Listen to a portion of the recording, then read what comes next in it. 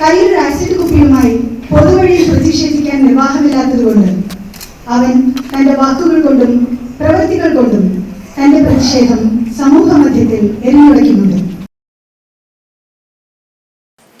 ഞാൻ മരിച്ചു കഴിയുമ്പോൾ എൻ്റെ ചരമപ്രസംഗത്തിലും എന്നെക്കുറിച്ച് ചുരുക്കമായിട്ടെങ്കിലും ഉണ്ടാകാനിടയുള്ള അനുസ്മരണങ്ങളിലും എന്തൊക്കെയാണ് പറയാൻ പോവുക എന്ന് അറിയാൻ എനിക്ക് ആകെയുള്ള ഒരു മാർഗം ഇതുപോലെയുള്ള വാക്കുകൾ കേൾക്കുക എന്നുള്ളതാണ്.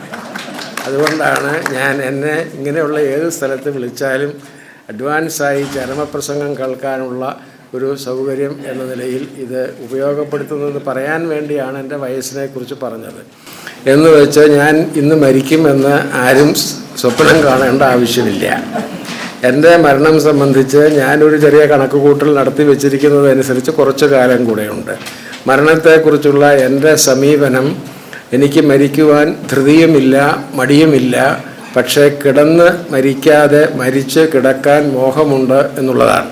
ഞാൻ 1941 ആണ് ജനിച്ചത് എന്നാണ് രേഖ. അത് സംബന്ധിച്ച കൃത്യമായ ഓർമ്മകളൊന്നും എനിക്കില്ല എന്നുള്ളത് സ്വാഭാവികമാണല്ലോ. എന്നാൽ എൻ്റെ ചില ഓർമ്മകൾ ഈ സമൂഹവുമായി ബന്ധപ്പെട്ടതാണ്. അതിലൊന്ന് 1947 ഓഗസ്റ്റ് മാസം 15-ാം തീയതി രാവിലെ എൻ്റെ അച്ഛൻ എന്നോട് പറഞ്ഞൊരു വാക്കാണ്. എനിക്കന്ന് 6 വയസ്സ് പ്രായം. അച്ഛൻ എന്നോട് അന്ന് രാവിലെ പറഞ്ഞു, എന്താണെന്ന് വിശേഷമെന്ന് നിനക്കറിയാമോ? അറിഞ്ഞുകൂടായിരുന്നു. അപ്പോൾ അച്ഛൻ പറഞ്ഞു, ഇന്നലെ പാതിരാത്രിക്ക് ഈ രാജ്യത്തിന് സ്വാതന്ത്ര്യം കിട്ടി. നീ നല്ല ഉറക്കമായിരുന്നു. ഞാനും നിൻ്റെ അമ്മയും ഉണർന്നിരുന്ന ആ സമയത്ത് ഈ രാജ്യത്തിന് വേണ്ടി പ്രാർത്ഥിച്ചു. അത് എൻ്റെ ചെറിയ മനസ്സിൽ കിടന്നതുകൊണ്ട് ഞാൻ ഇന്ന് രാവിലെയും എൻ്റെ രാജ്യത്തിന് വേണ്ടിയും അതിൻ്റെ പ്രതീകമായി പ്രണബ് മുഖർജിക്ക് വേണ്ടിയും പ്രാർത്ഥിച്ചു. ഈശ്വരവിശ്വാസിയും രാജ്യസ്നേഹിയുമായ ഒരാൾ എന്നുള്ള നിലയിലാണ്. പക്ഷേ അത് എൻ്റെ ആദ്യത്തെ ഓർമ്മയിൽ നിന്ന് വരുന്നതാണ് എനിക്ക് നിങ്ങളോട് പറയാനുള്ളത്. ജീവിത സൗകര്യങ്ങൾ ഇത്രയും ഇല്ലാതിരുന്നൊരു കാലത്ത് ജനിച്ച ആളാണ് ഞാൻ ഇന്ന് രാവിലെയോ കഴിഞ്ഞ ദിവസം ഇവിടെ വന്നപ്പോഴോ കുട്ടികളോട് പറഞ്ഞതുപോലെ ഇവിടുത്തെ കുട്ടികളോട് പറഞ്ഞതുപോലെ ഞാനൊരു ഹൈസ്കൂളല്ല മിഡിൽ സ്കൂളിൽ എത്തുന്നത് വരെ 6-ാം ക്ലാസ്സിലോ മറ്റോ വരുന്നത് വരെ മണ്ണെണ്ണ വിളക്കിൻ്റെ വെളിച്ചത്തിലാണ് ഞാൻ പഠിച്ചത്. അത് എൻ്റെ വീട്ടിലെ ദാരിദ്ര്യം കൊണ്ടല്ല, എൻ്റെ നാട്ടിൽ കറണ്ട് ഉണ്ടായിരുന്നില്ല. അങ്ങനെ ഒരു അവസ്ഥയിൽ നിന്നാണ് ഇന്ത്യ ഇന്ന് സൂപ്പർ പവറായി എന്നൊക്കെ പറയുന്നത്. പക്ഷെ ഇതിന് സമൂഹം കൊടുക്കേണ്ടി വരുന്ന ഒരു വലിയ വിലയാണ് ലോകം ഒന്നായി തീരുന്നതോടുകൂടെ മനുഷ്യൻ പലതായി മാറുന്നു എന്നുള്ള ദുരവസ്ഥ ഉണ്ടാകുന്നത്. അക്ഷരങ്ങളെ പ്രണയിച്ചുകൊണ്ട് സ്വാർത്ഥത വെടിയണമെന്ന സന്ദേശമാണ് താങ്കൾ നൽകുന്നത്. കഴിഞ്ഞ ഈ ഷാർജ അന്താരാഷ്ട്ര പുസ്തകോത്സവത്തിൽ വന്ന സാഹിത്യകാരന്മാരെല്ലാം അഭിപ്രായപ്പെട്ടതും ആകുലപ്പെടുന്നതും ഭാഷ മരിക്കുന്നു, മലയാള ഭാഷ മരിക്കുന്നു, വായന വളരുന്നില്ല. ഈ ഒരു ആകുലതയാണ് പൊതുവായി പങ്കുവെക്കുന്നത്.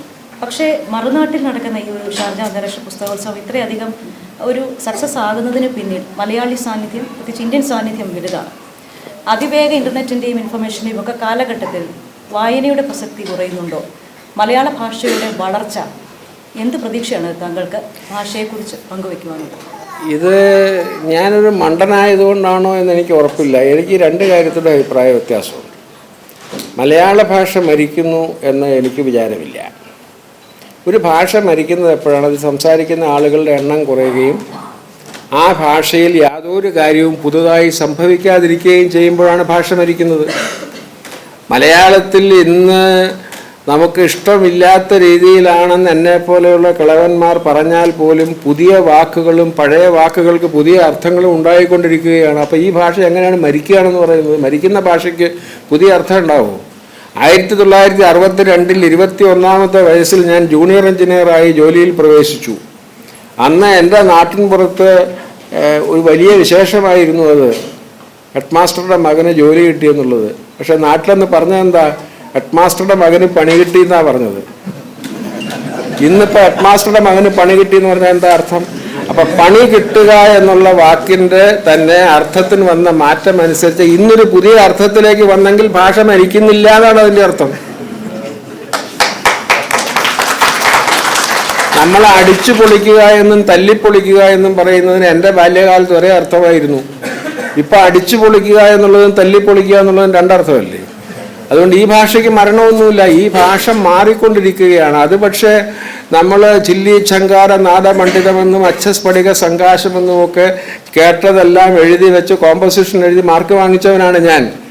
ആ തരത്തിലുള്ള മലയാളവും സി വി രാമൻപിള്ള എഴുതിയ മലയാളവും അതിൻ്റെയൊക്കെ അന്നൊക്കെ അത് ചെയ്തതിൻ്റെ സ്വാധീനത കൊണ്ട് ഞാൻ എഴുതുന്നതിൽ പോലും പലപ്പോഴും അറിയാതെ പ്രാസങ്ങൾ വന്നു പോകുന്നു. ആ വെച്ച് 3 വാക്ക് കണ്ടാൽ പിന്നെ എനിക്ക് 4ാമത്തെ വാക്കിൽ വായിൽ തുടങ്ങണമെന്നൊരു മോഹം വന്നു പോകുന്നു. അതൊക്കെ എൻ്റെ പഴയ മനസ്സുകൊണ്ട് വരുന്നതാണ്. പക്ഷേ അങ്ങനെയുള്ള ആ രീതിയിലായിരിക്കുകയില്ല വളരുന്നത് എങ്കിലും ഭാഷയ്ക്ക് മരണമുണ്ട് എന്ന് പറയുന്നത് ശരിയല്ല. മലയാള ഭാഷ പല രീതിയിൽ മാറിക്കൊണ്ടിരിക്കുന്നു എന്നുള്ളതാണ്. മാറിക്കൊണ്ടിരിക്കുന്നു എന്നുള്ളത് ജീവനുള്ളതിൻ്റെ ലക്ഷണമാണ്, മരിക്കുന്നതിൻ്റെ ലക്ഷണമല്ല. അതാണ് എൻ്റെ അഭിപ്രായം. പിന്നെ രണ്ടാമത് വായന മരിക്കുന്നു. ഈ വായന മരിക്കുന്നു എന്ന് പറയുന്നത് എങ്ങനെ ശരിയാവും? ഞാൻ പിന്നെ ഓംബുഡ്സ്മാനായിട്ട് വിരമിച്ച ആളാണ്. എല്ലാവരും അഡീഷണൽ ചീഫ് സെക്രട്ടറി വരെ പറയുള്ളൂ. അതിൻ്റെ കാരണം ഈ ഓംബുഡ്സ്മാൻ എന്ന് പറയാൻ തന്നെ വായിൽ കൊള്ളാത്തൊരു വാക്കാണ്. പിന്നെ അതിൻ്റെ അർത്ഥം പലർക്കും അറിഞ്ഞുകൂടാത്തതുകൊണ്ട് ഓംലെറ്റും പുട്ടും കൂടെ അടിക്കുന്നവനാണ് ഓംബുഡ്സ്മാൻ എന്നാണ് പലരുടെയും വിചാരം. അതുകൊണ്ട് അത് പറയാറില്ല. അപ്പം ഞാൻ ആ ഉദ്യോഗത്തിലിരുന്ന് IAS കിട്ടാവുന്ന ഏറ്റവും വലിയ പെൻഷൻ വാങ്ങിച്ച് ജീവിക്കുന്ന ആളാണ്. ഞാൻ അവസാനം വാങ്ങിച്ച ശമ്പളത്തേക്കാൾ കൂടുതലാണ് എൻ്റെ പെൻഷൻ. പക്ഷേ എൻ്റെ പെൻഷനേക്കാൾ കൂടുതൽ നിങ്ങളെപ്പോലുള്ള ആളുകൾ എൻ്റെ പുസ്തകം വാങ്ങിക്കുമ്പോൾ രവി എനിക്ക് തരുന്ന കാശ് കൊണ്ടാണ് ഞാൻ ഭക്ഷണം കഴിക്കുന്നത്. പിന്നെ ഇവിടെ വായന മരിക്കുന്നു എന്നെങ്ങനെ പറയും? എന്നെപ്പോലെയുള്ളൊരു സാധാരണ എഴുത്തുകാരന് അപ്പം അങ്ങനെയുള്ള വ്യത്യാസങ്ങളാണ് ഈ ഗിരിപരവും കഥ ഇതുവരെ. ഇതിനകത്ത് ഇപ്പോൾ ആരോടും എനിക്കിനി കോണ്ടാക്റ്റുകളൊന്നുമില്ല. പലപ്പോഴും പല സർക്കാരുകളുടെയും തീരുമാനങ്ങളിലും നയങ്ങളിലുമൊക്കെ അതത് മുന്നണികളുടെയും രാഷ്ട്രീയ പാർട്ടികളുടെയും ഒക്കെ ചില ഇടപെടലുകൾ ഉണ്ടാകാറുണ്ട്. അതൊന്നും ജനങ്ങൾ സ്വീകരിക്കണമെന്നതിന് ചിലപ്പോൾ വിമർശനങ്ങൾ ഏറ്റുവാങ്ങേണ്ടി വരും. ഇതിന്റെ ഭാഗമായിട്ടൊക്കെ നിൽക്കുന്ന ഒരു ഉയർന്ന ഉദ്യോഗസ്ഥന് പലപ്പോഴും ഇതിനോട് സഹകരിക്കേണ്ടി വരും. നയപരമായി ഇത്തരത്തിലുള്ള കാര്യങ്ങളിൽ വിയോജിപ്പുണ്ടെങ്കിൽ പോലും നയപരമായി എങ്ങനെയാണ് ഇത്തരം സിറ്റുവേഷൻസിനെ ഹാൻഡിൽ ചെയ്യാൻ സാധിക്കും? അത് പ്രധാനമായിട്ടുള്ള ഒരു സംഗതി നമ്മൾ തിരിച്ചറിയേണ്ട ഒരു കാര്യം. ഇവിടെ വിസിൽ ബ്ലോവർ എന്നൊക്കെ പറയുന്നതിനോടൊന്നും എനിക്ക് വലിയ അഭിപ്രായമില്ല. ഈ നമ്മുടെ നാട്ടിൽ ജനാധിപത്യമാണ്. ജനങ്ങൾ 5 വർഷത്തേക്ക് തിരഞ്ഞെടുക്കുന്ന ഒരു സർക്കാരാണ് ഭരിക്കുന്നത്. ആ സർക്കാരിനെ ഉപദേശിക്കുക എന്നുള്ളതാണ് സിവിൽ സർവീസിൻ്റെ ചുമതല. അതുകൊണ്ട് അവർ ചെയ്യാൻ പോകുന്ന കാര്യങ്ങൾ തെറ്റാണെങ്കിൽ അത് സിവിൽ സർവീസ് പറയുക തന്നെ വേണം. പക്ഷെ പറയുന്നത് ഫയലിലായിരിക്കണം. സിവിൽ സർവീസിന് ഒരു പ്രതിപക്ഷ കക്ഷിയുടെ റോളിലേക്ക് പോകേണ്ട ആവശ്യമില്ല. നമുക്ക് പറയാനുള്ള കാര്യങ്ങളൊക്കെ പറയാം. അതിന് വ്യവസ്ഥയുണ്ട്. 2 പ്രാവശ്യം വരെ ഫയൽ തിരിച്ചയക്കാൻ വ്യവസ്ഥയുണ്ട്. 2ാമത്തെ പ്രാവശ്യവും മന്ത്രി ഇതാണ് തീരുമാനമെന്ന് ഉറപ്പിച്ചു പറഞ്ഞാൽ പോലും മുഖ്യമന്ത്രി അനുവദിക്കുമെങ്കിൽ അത് ക്യാബിനറ്റിൽ വെച്ച് ആ മന്ത്രിയുടെ അഭിപ്രായത്തിനെതിരായുള്ള സെക്രട്ടറിയുടെ അഭിപ്രായം മന്ത്രിസഭയുടെ ശ്രദ്ധയിൽ കൊണ്ടുവരാനൊക്കെ വ്യവസ്ഥയുണ്ട്. നമ്മുടെ നാട്ടിലെ സമ്പ്രദായത്തിൽ അതുകൊണ്ടൊന്നും പ്രയോജനമില്ല.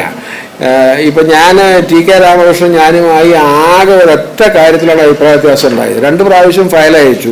2ാമത്തെ പ്രാവശ്യം അദ്ദേഹം എൻ്റെ ശുപാർശയ്ക്ക് വിരുദ്ധമായിട്ട് തീരുമാനം എടുത്തപ്പോൾ ഞാൻ അതിൻ്റെ മാർജിനിൽ ഈ രക്തത്തിൽ എനിക്ക് പങ്കില്ല പുറപ്പെടുവിക്കുക എന്നെഴുതിയ താഴത്തേക്ക് കൊടുത്തു. ഞാൻ സർവീസിൻ്റെ അവസാനത്തെ 10 കൊല്ലം മലയാളത്തിൽ മാത്രം ഫയൽ എഴുതിയ ആളാണ്. അല്ല, ഇപ്പം ജേക്കബ് തോമസ് പറഞ്ഞതുപോലെ പറയുന്നത് നിയമവിരുദ്ധമാണ്. ജേക്കബ് തോമസ് പറഞ്ഞതിനകത്ത് നിയമവിരുദ്ധത്തെക്കാൾ കൂടുതൽ ഞാൻ 10ാം ക്ലാസ് വരെ പിന്നെ മലയാളം പഠിച്ചിട്ടില്ലെങ്കിലും 11ാം ക്ലാസ് വരെ മലയാളം പഠിച്ചിട്ടില്ലെങ്കിലും